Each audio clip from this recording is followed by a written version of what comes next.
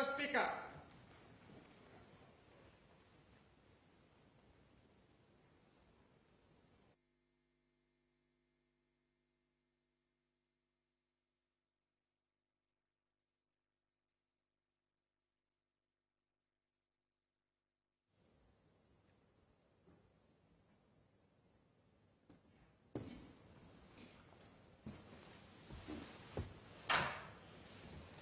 Order.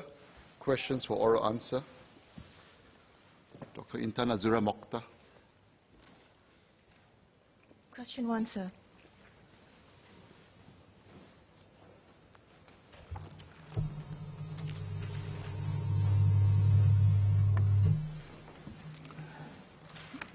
Mr. Speaker, CREST and Spectra Secondary Schools, Northlight and Assumptions Pathway Schools tend to have more students with special education needs, in short, SEN. Their enrollment is smaller than other typical schools, and they also receive a higher level of resourcing to support students, including those with SEN. As a result, they have a better teacher-to-student ratio, and they use the additional funds to hire specialized manpower to support SEN students. Typically, each of them has about 10 such specialized staff who support students' additional needs. This is well above what is provided for in a typical secondary school. All teachers in these 4 schools have gone through SEN awareness training and received regular professional development in SEN knowledge and skills. About 15% of the teachers have a higher level of training, such as the Teachers Trained in Special Needs, TSNs.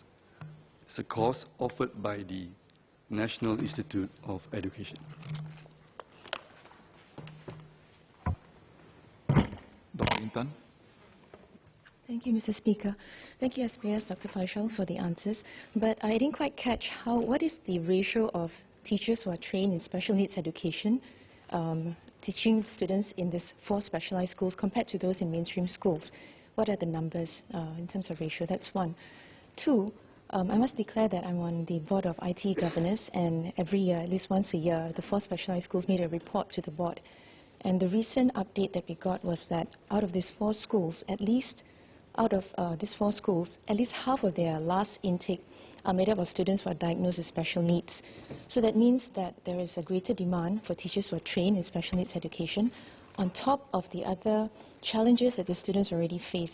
So I think I would like to urge the MOE to look at giving more funding for the schools in terms of deployment of teachers who are trained in special needs, as well as funding for these schools to employ directly additional teachers or counselors that they may need to help such students.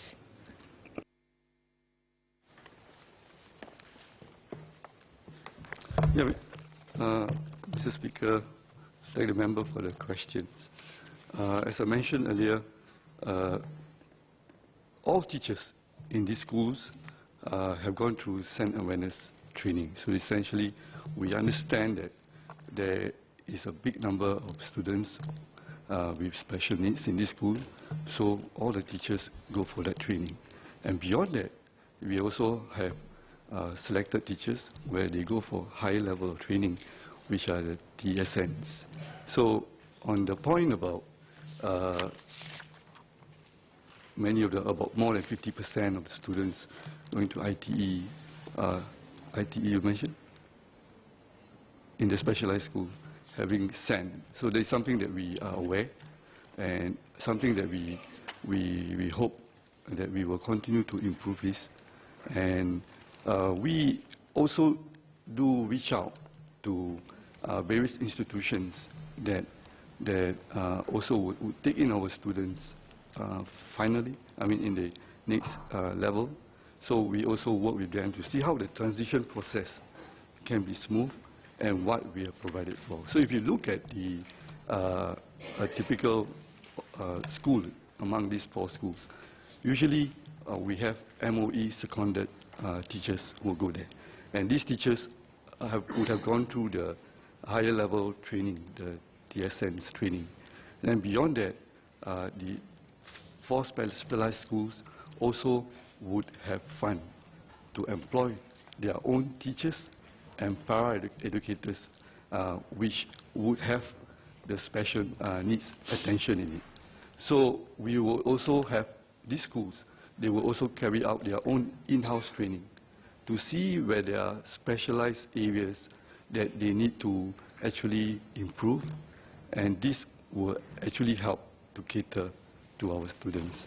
And another support that these specialized schools have are the consultancy services and access to such services with MOE psychologists and other aspects of maybe small modular trainings that they require that we hope to provide. So what I want to assure MP Dr. Intan is that we understand the landscape here, and we want to make sure we give the best to these 4 schools, and because at the end of the day, we just want to provide the best for our children, regardless of who they are.